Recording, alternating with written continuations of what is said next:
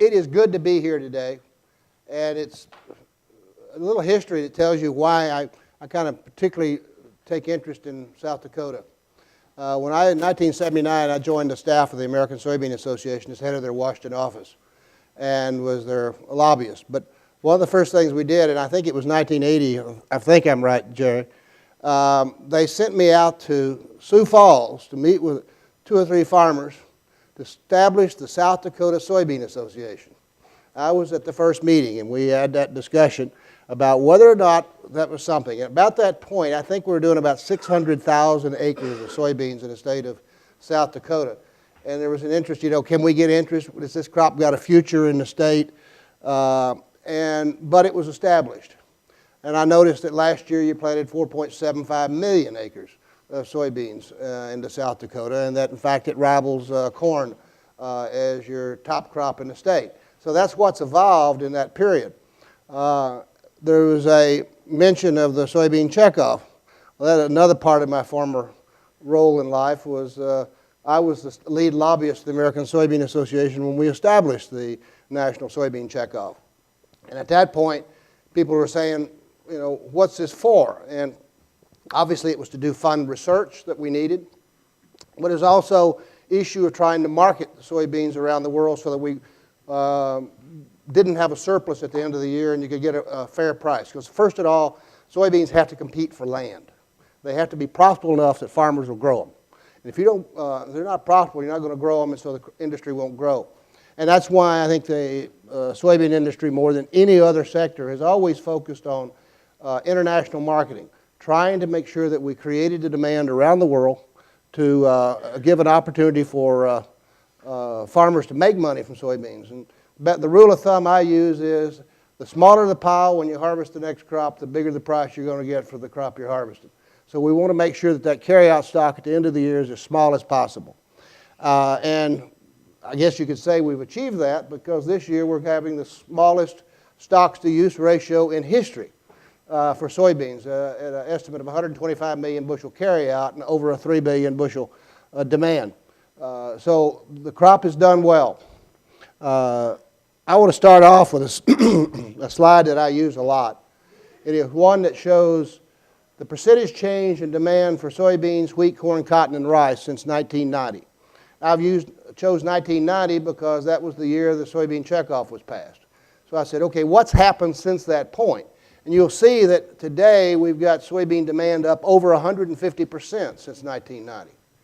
Corn's up 84%, wheat's up 24%, rice, though, 25% or 20%. And why is that the case? Well, in the case of corn, the biggest driver for demand for corn has been the ethanol program. Federal government saying we're going to give you 56 cents a gallon initially to blend ethanol, and then they have the ethanol blend mandates. And so that really created a demand for over 4 million tons of corn, and that was the main, 4 billion bushels of corn, which was the main driver for corn demand globally.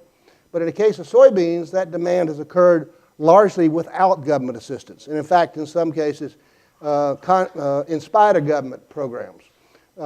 There has not been any big income supports for soybeans. They've always had less income supports per acre than corn. But what's happened is that people in China, India, Southeast Asia, all over the world have been seeing good economic growth in their countries. They've got more money in their pockets. And when you're poor and you got more money in your pocket, the first thing you're going to start trying to do is improve the quality of your diet. And how do you do that? First, you start putting more vegetable oil in there to increase the taste and the texture and palatability of the food you're eating and to get more energy in you. Then you start saying, I want more protein, and it's animal protein. And to achieve that, you've got to have soybean meal to produce those animals efficiently, to produce the chickens, the pigs, the farm-raised fish, the eggs, and do it efficiently. So that's why we've seen the demand in soybean meal. It has been sort of the free market forces, economic growth that have driven the demand for soybeans. And I think that there's evidence that we're going to continue to see that growth in the future. If you look at global production and consumption for soybeans, you'll see that we're continuing to grow at a pretty fast clip. The biggest factor that's limiting growth and consumption of soybeans right now globally is supply. We've had a bad crop in South America last year, and for the first time ever, we also had a bad crop, relatively bad crop in the U.S. in the same calendar year. Most of the times we get bad crop in one year in South America and it's good in the North America or vice versa. But last year we had bad crops in Argentina, Brazil, Paraguay, Uruguay, and then in the United States. But that looks like that's changing. We're looking like we're going to have a record global soybean production in 2013 because Brazil's on its pace to have a record crop. Argentina's got a pretty good crop, not a great crop. And we'll see what the U.S. crop is this year. It's going to depend on what our weather is and how much rainfall we get early. But I think there's every evidence that out there that we may expand soybean plantings this year as much as 2 million acres in the U.S. because of many factors. If you look at annual growth in global soybean consumption, there's only been 2 years, in 2003-04 and in 2008-09, when we saw demand for soybeans decline. And in both cases, it was because of a short supply. In 2003, we had a very bad crop, very poor yield because of some dryness in late August. In 2008, they had a terrible crop in Argentina. And it's also coincided with the year of the really tough global recession. So in both cases, we saw demand fall. But also in both cases, the year afterwards, we saw almost record growth in consumption because the world was short of supply. Then we got a plentiful supply and they consumed it. And this year we're estimating 6.4 million tons of soybean growth. I think it would be probably 10 or 12 million tons if prices were a bit lower. But still, to see that we've had growth 4 years in a row in consumption is pretty phenomenal considering the weather problems we've had, the high prices we've had, the economic problems we've had not only in the United States but particularly in Europe. All of those things, we're still growing demand for soybeans because people in the world have money to buy it and are willing to pay the price to get it. This is soybean production in the U.S., Argentina, Brazil, and China. Those are the 4 largest producers. You can see that the U.S. and Argentina now are about neck and neck, at least this year. That's comparing with their crop in 2013 with our crop in 2012, around 82 million tons. Argentina, quite variable because of weather, but they're up around 50 million tons this year. My guess they'll be around 48 million tons when it's over with, or maybe 47. And then China at the bottom, it's the home of soybeans. It's where they're originally from in northeast China. But their plantings there are continuing to go down. They will continue to decline, in my opinion, because China has limited amounts of land. They have huge growth in demand for soybeans, but they have demand growth for corn. They have demand growth for wheat, for rapeseed, for every other crop. And they are also paving over their farmland with roads and bridges, and airports and factories and housing and everyone else. So their farmland is shrinking. And so in case of China, they made the decision that we can't grow everything we need, so which one should we import? And they made the decision some time ago that they'll import soybeans because they can get them from alternate supplies, the U.S., Argentina, and Brazil. And they'd focus on growing corn, which they can have a lot more yield on, and which they don't want to become dependent on imports because they'd have to be too dependent on the United States, which as sort of a geopolitical rival today, they don't want to be too dependent on the U.S.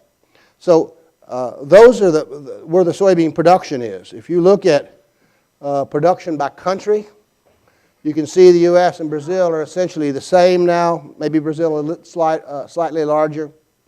Argentina at 20%. And then China, which is a net importer. And then India, Paraguay. So if you want soybeans at any volume, you have to go to the United States, Argentina, or Brazil. That's just a given. That's where the supply is. And it's why China trusts bringing in imports, because they do have 3 major sources of supply. This is U.S. soybean production. I should say, some people will say, why are you putting it up in million metric tons, not in bushels?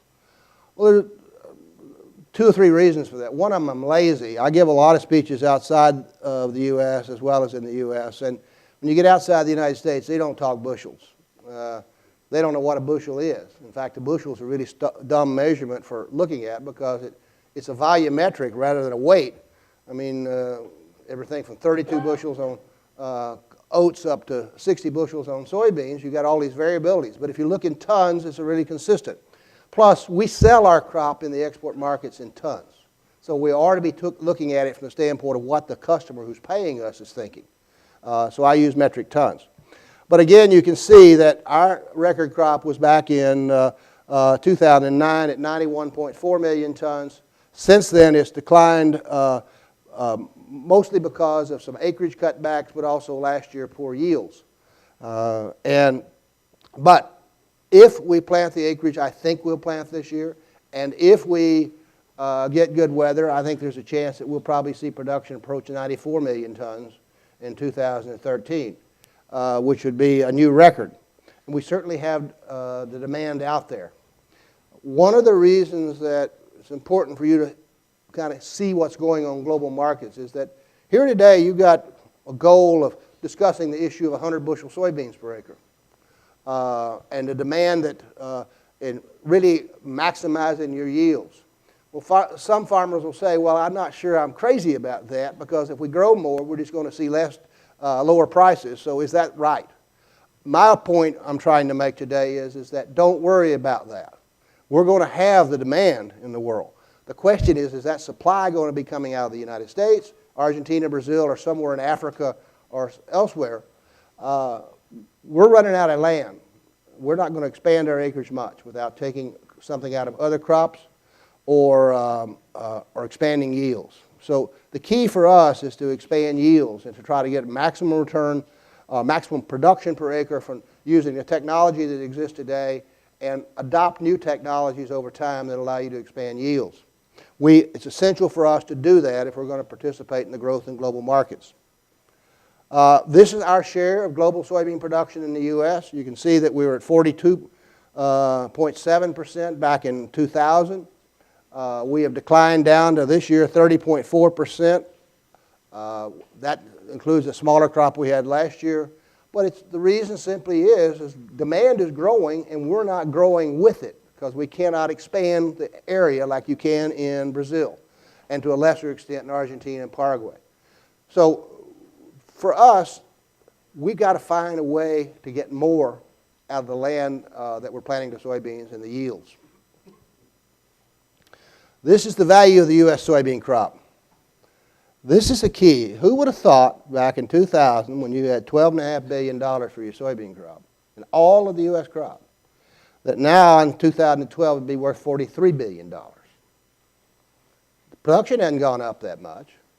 What's gone up is the demand worldwide for soybeans has grown so much. It's grown so much that our supplies are very tight, and we're having to use high prices to ration demand. We're not, it's not government did this. It's in fact the marketplace that caused those prices to be where they are, and that $43 billion is huge in terms of farmer income and the way it's changed life in rural America in the last few years.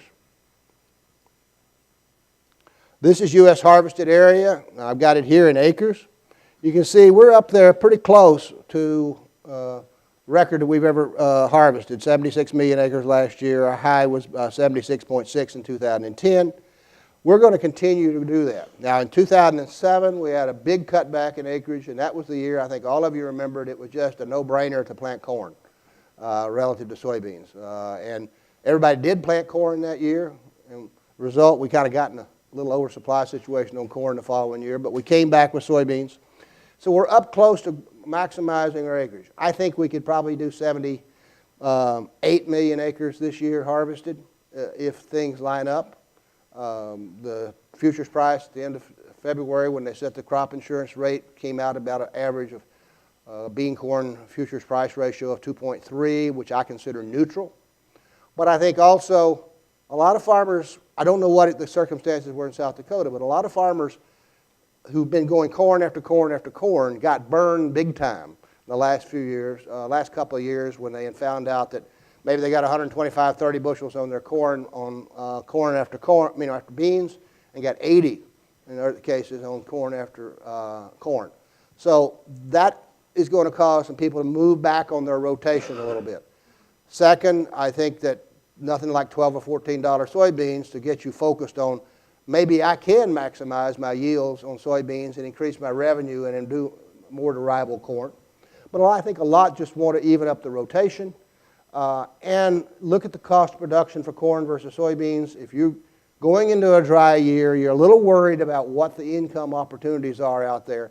Maybe it's a good time to kind of say, I move a little bit away from the concept of profit maximization to thinking about a little bit more about risk minimization.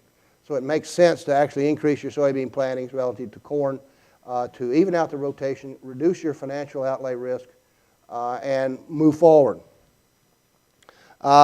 This is corn and soybean planted area. You can see that soybeans have held their own, but they haven't grown. And the growth has really been in corn. And you can attribute that directly to the ethanol factor. The government came in, provided the blending mandates, the blender credits. Corn demand shot up. Prices for corn were relatively higher than soybeans, and so we planted this and much more corn.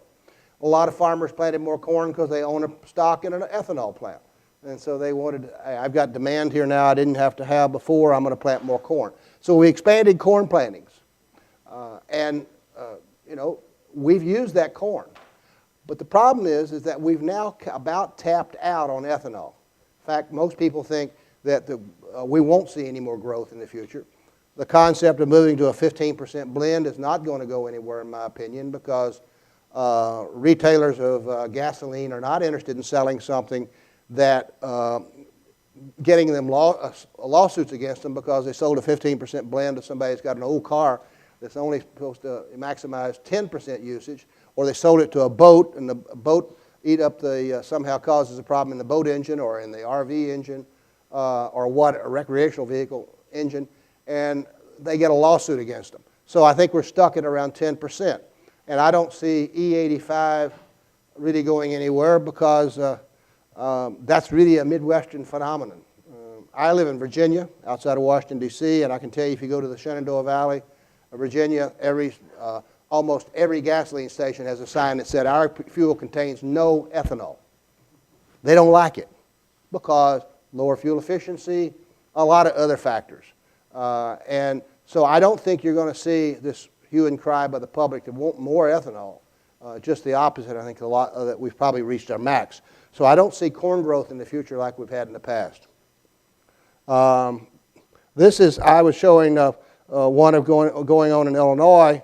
Yesterday, this is plantings of corn and soybeans, Illinois. They had the same factor there, growth in production of corn with a slight reduction in soybeans. Here's Argentina and Brazil's harvested area on soybeans. I was told, remember about 2005, they said, oh, Brazil's going to wipe out the United States. U.S. soybean acres are going to go down. We're going to grow all the soybeans in the world. Growth is going to be in Brazil, but as you can see, it wasn't. Beginning in about 2006, they started cutting their area. The reason was that prices that fell down at that point made it unprofitable for them to grow soybeans out in the hinterlands in central Brazil. It's 1,200 miles from the coast from Mato Grosso, central Mato Grosso to the coast. And you've got to move that stuff by truck to a large degree over bad roads. And when you get to the port, a couple of years ago, now you think it's bad when you go to the elevator here. The dump line in Paranaguá to dump your soybeans at the port was 62 miles long last year at one point. I've always said the only beneficiaries of that were the food vendors and the prostitutes up and down the truck line. Everybody else lost.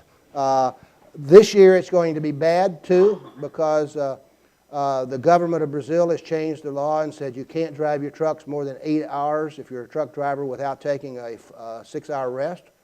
And so now the truckers are raised the rates. The rates are up 80% over a year ago. A lot of truckers are going to 2 drivers. That's driving the rates up even more. The roads are bad, and there's a backup at the ports.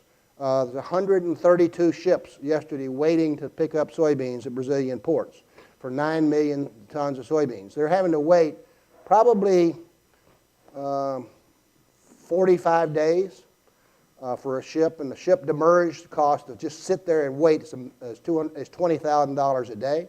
So we're going to be building up $1 million demurrage cost before they ever pull in to load the soybeans and head out across the world. So they've got big logistics problems there, infrastructure problems in Brazil. Argentina, a really charmed place in terms of agriculture. Most of their soybeans are grown within 150 miles of the Paraná River. In the Paraná River, you can pull a ship right up there, and they have big bluffs above the river. The soybean crushing plants set up above there. The plants are huge. I mean, our biggest plant in the U.S. is 5,000 tons a day. The plants there are 15,000 tons a day. They drop, the soybean meal comes right out of the ship, out of the crushing plant, and drops in the ships that are waiting below. The freight costs are low. Everything's perfect, except they've got a government in Argentina that has got to be the most regressive in terms of the way it treats agriculture.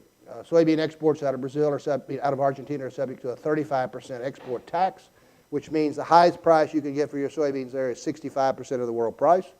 The government subsidizes the crushers by giving a export tax on soybeans of meal and oil of 32%, so they're giving about a $10 or $15 a ton subsidy to the crushers to crush the beans in Argentina and export the meal and oil. And if you make a profit after all that's up, the government wants to tax it at about 40%. And if the price gets too high, they'll put additional export restrictions on it.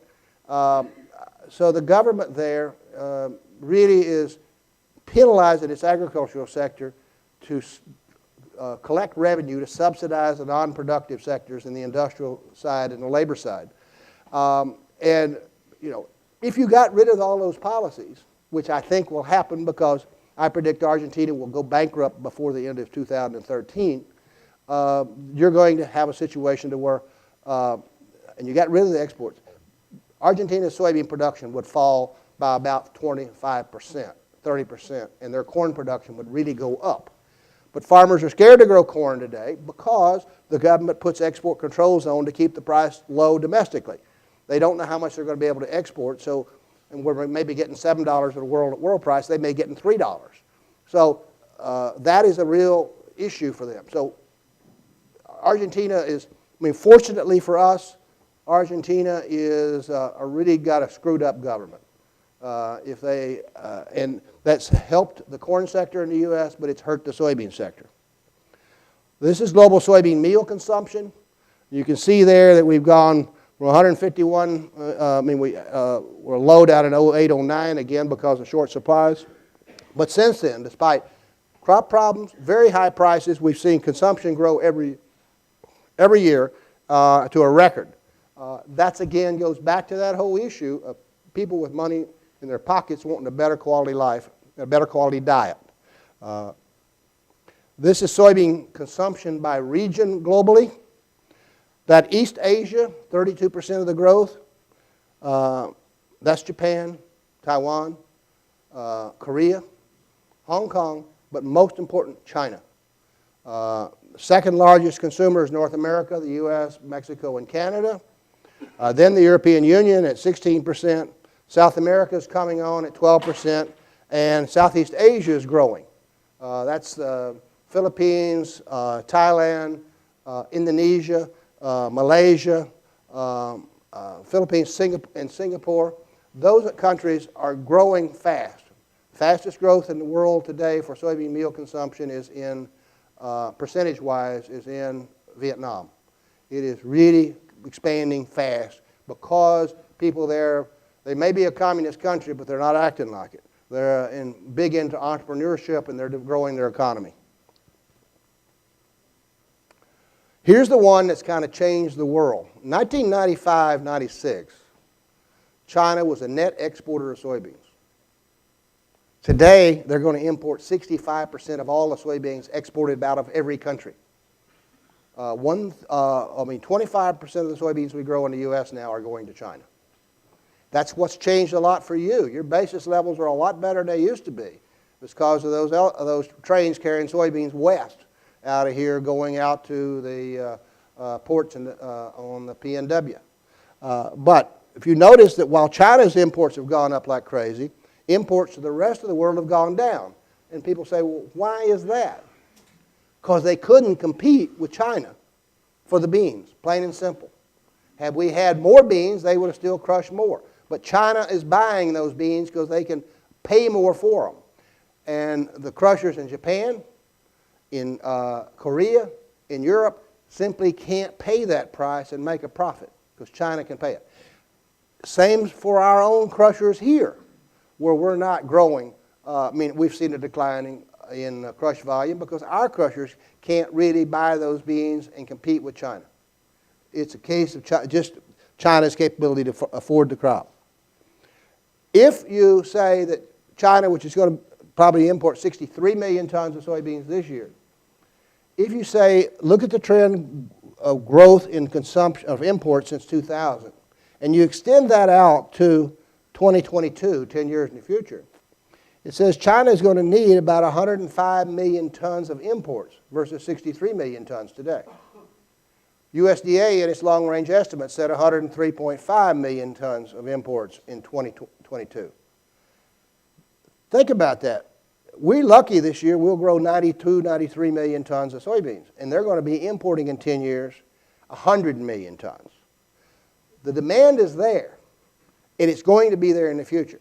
Now, the only thing I worry about is in China is not so much their economy, although they do have a big housing bubble, which they're trying to address today in terms of price bubble.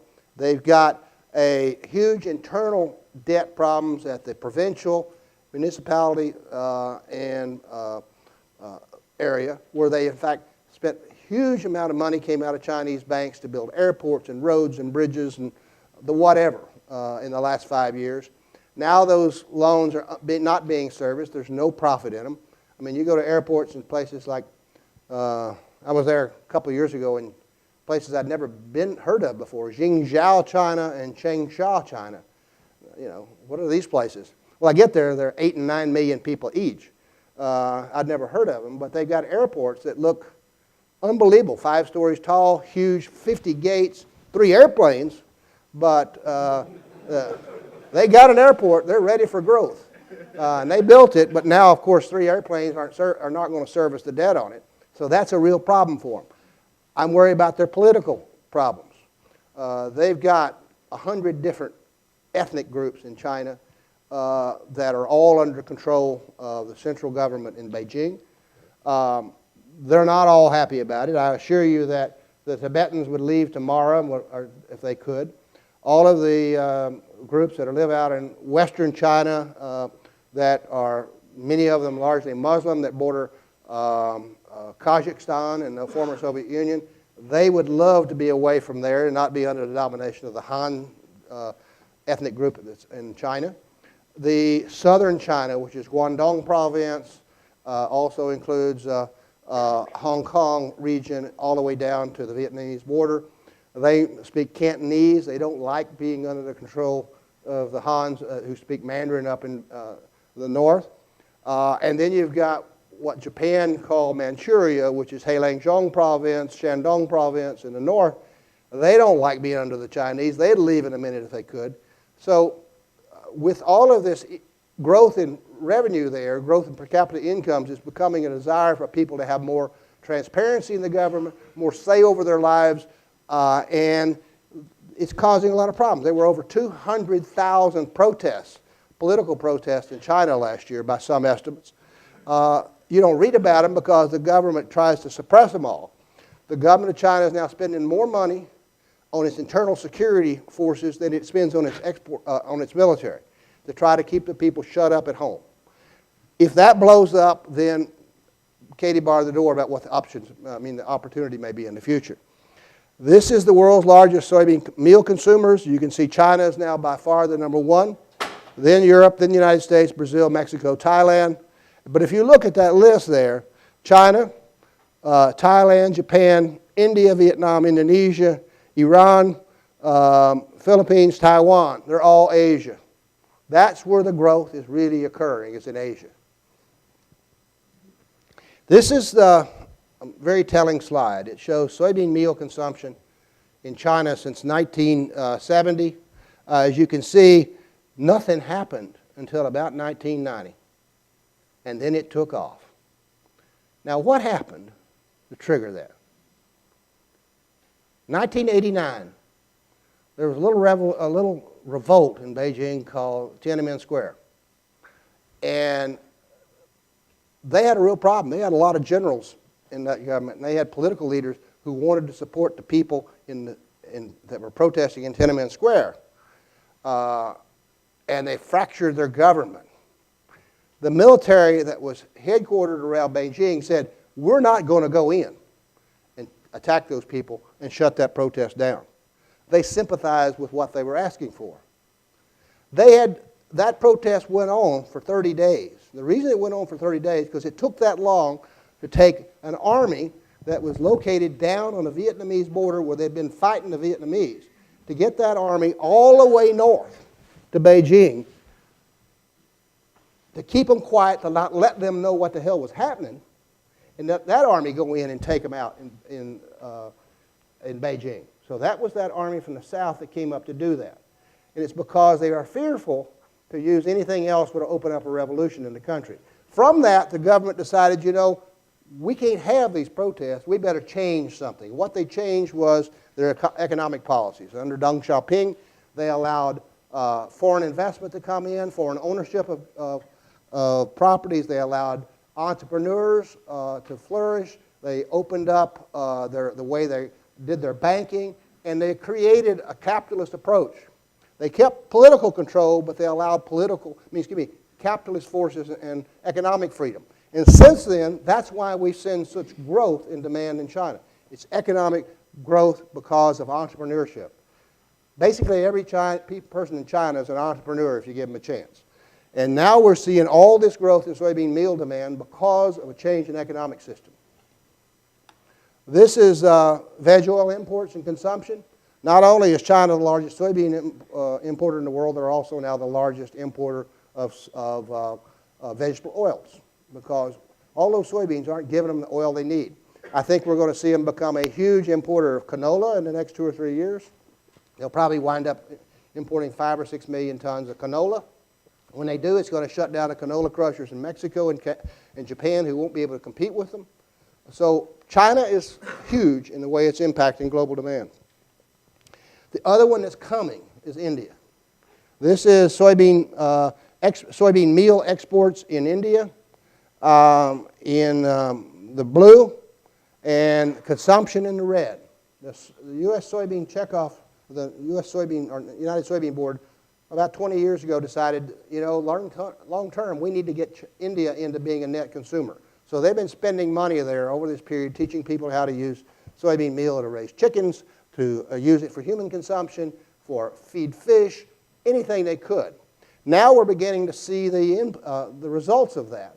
And if you'll see, soybean meal consumption is really beginning to grow fast in India. Chicken consumption is going up about 10 or 15% a year. You know, supposedly if you're a good Hindu, you're not supposed to eat meat. And India is mostly Hindu. But I'm from Texas, where Baptists aren't supposed to drink either. You know, so guess what? Indians found out they'll eat chicken. And it's growing up fast. And I think that probably you're about to see an explosion in how much the growth is going to be, because now this last year the government allowed Walmart, Carrefour, Tesco, these major retail chains to come in and start opening up stores. They're going to start building supply lines back to supply their poultry meat. They're going to, in fact, put in cold chains or refrigeration to be able to get it to the store. So now in the future, an Indian, a poor Indian that goes now wants to buy a chicken, he walks down to the local market and sees, that's the one I want, that's moving around. They kill it and he takes it home. Well, you can't do that if you're poor. You can't afford a whole chicken very often. So that's limiting consumption. But once you get cold chain put in place and you can offer chicken parts, that same person can go into the grocery store and buy one leg, take it home, cook it, take the meat, put it in the rice and everything else, and provide a better quality diet to her family. That's when you'll see consumption begin to take off. And based on just what we've seen in the last 6 years, if that continues for another decade, we're going to see India consuming 8 million tons of soybean meal versus about 3 today. I think it'll probably be 15 by then, based on what's changing in the economy. And that's going to become a huge factor because India's population is going to surpass China by 2025. It's a real opportunity for us, and I think that's what's going to change big time. This is India's vegetable oil consumption and imports. They are continuing to import, that should be, the blue, I'm sorry, should be imports. But you can see that it is, in fact, a big importer of vegetable oil now and continue to expand. And I think that's clearly the case because India's economy is going to grow about 7.5% this year. Only we wish we could get 7.5% growth. We haven't seen that in a long time, but they are doing it there. This is global soybean oil consumption, continuing to grow steadily. Most of that's been food, but as you'll see, a huge amount of it has also been growth for use in industrial products, particularly biodiesel. This is all veg oils consumed for industrial purposes there in the red, as you can see, really strong growth. That's slowing down now because of many factors. High vegetable oil prices for certainly changing policies in Europe, Brazil, and Argentina in terms of the way they're supporting the industry. We're going to still see strong growth this year in the U.S. for soybean oil and other veg oils for biodiesel, but how much in the future, I don't know. I think we're getting about the maximum amount we ought to be doing. I think, in fact, it's maybe beginning to become more negative than positive because we now are becoming one of the world's largest net vegetable oil importers because we're bringing in palm oil, canola oil, other oils that we're using not only for food, but we're putting it into biodiesel plants. This is global stocks-to-use ratio for vegetable oils. It is relatively tight. It would be a lot tighter today, except the palm oil industry, which is largely headquartered in Southeast Asia, has overproduced, and we got surplus of palm oil in the world today. Palm oil is about $350 a ton, cheaper than soybean oil. They're trying to find a way to get rid of it. I think we'll ultimately change our law here to where you can bring in palm oil and make biodiesel out of it. But still, we have got a fairly good balance on vegetable oil supplies worldwide. This is global soybean consumption. If you look what's changed in consumption since 2000 up till 2012, and you say, okay, extend that same trend out 10 more years in the future, it says we're going to need 70 million tons more soybeans in a decade than we are using today. Well, Brazil produced 66 million tons last year, so we need to have more production in 10 years than Brazil's total crop last year. That's how much growth opportunities there is out there, and why I say to you again, yields are not a problem. Growing yields aren't a problem. They're our solution for the way our industry needs to move in the future. This is average U.S. soybean yields. They have been trending up over time. We only had 3 years when they were substantially below the trend line in 1988, 2003, and last year. I think last year was, considering the summer we had, the yields that we wound up getting were phenomenal.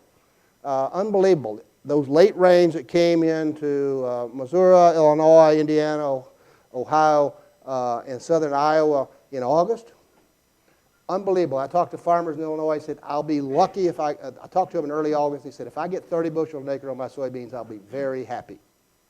Then we got the late rains, and he averaged 65. And what happened? Well, the soybean was sitting there. It didn't have a disease on it. It didn't have any pests on it. It was pure dormancy. It was just sitting there. And then you dumped 3 or 4 inches of rain on it, and it exploded. And it just took off. Beans grew 6 and 8 inches, and they said in a week. The beans wound up being big. They didn't have diseases or pests that hurt them. So we got those yields. We know that the yield potential is there. You've probably read about Kip Cullers down in Missouri, who's been able to produce 160 bushel beans per acre. It shows the potential. Now, you can't grow them the way he does, But, you know, I think the potential out there is easily that we could, in fact, raise our average yields in the U.S. 10 bushels an acre if farmers in the U.S. just use the technology we've got today and better manage their beans. This is the ratio of U.S. corn yield to average soybean yield. And you'll find this a bit surprising. You'll find that, in fact, it's the soybeans that have been growing faster in yield in the last 10 years, 12 years than corn. The reason being, I think, is because it wasn't until 1996 that seed companies got intellectual property protection and could afford to invest a lot of money in growing on soybean yields. That was when we got Roundup Ready. Since then, you have to buy soybean seed every year if you're going to plant a biotech variety. So that's really greatly increased the profit potential for soybean breeding companies, and they put a lot more R&D into the yields. I think we're going to continue to see that because we're just now really beginning to see the benefits of all that research and development. And I think you'll continue to see soybeans yield grows faster than corn in the next few years. In South Dakota, it's about flat. Maybe slightly benefits corn, has grown a little faster than soybeans on average in the state, but it's pretty equal. And how many farmers really pay more attention to trying to maximize their corn yields than they do their bean yields? I'd say most of them. Just like it is in Mississippi, they always paid more attention to how much cotton they could get and let the soybeans be the stepchild crop. Soybeans have been the stepchild crop for a lot of farmers. But there's nothing like $14 soybeans to focus your mind on maybe that stepchild needs to become a son. And we're now seeing farmers begin to look at that. That's why you're here today, to say, how can I do a better job with the technology we've got today of maximizing my yields? My role to tell you today is that don't worry about demand. Worry about trying to maximize your production with the technology that's out there today by using the seed selection, fertilization, micronutrients,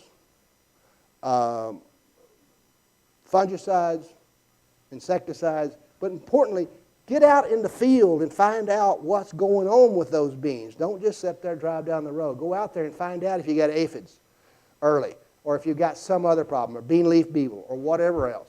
Get out there and treat them early. One of the speakers that spoke at yesterday at the conference I was in Illinois said, put more phosphorus on. That's where you get your greatest return on soybean yields. He was talking about a place where he, in fact, increased the phosphorus 30%, increased the yields 40% in some places where they were suffering yields. Pretty easy. He was talking about 10 bushel yield increases by increasing the phosphorus in the soybean plantings. Those things are out there. Pay attention to soil health, all of those factors. But do pay attention to it, because if we don't grow our yields, we're not going to participate in the growth. Second issue is that you increasing your yields by using the technology that exists today is one thing you can do that doesn't help your competitor, here or overseas. The new technology that's coming from the seed companies and chemical companies and others, that technology is almost instantly available everywhere in the world. So you all get the advantage of that. But you using the technology here better than they're using it in South America disadvantages them and advantages you. So I think that's the key part that I would like to say is go after the yields. You're doing the right thing, and I encourage you and thank you very much.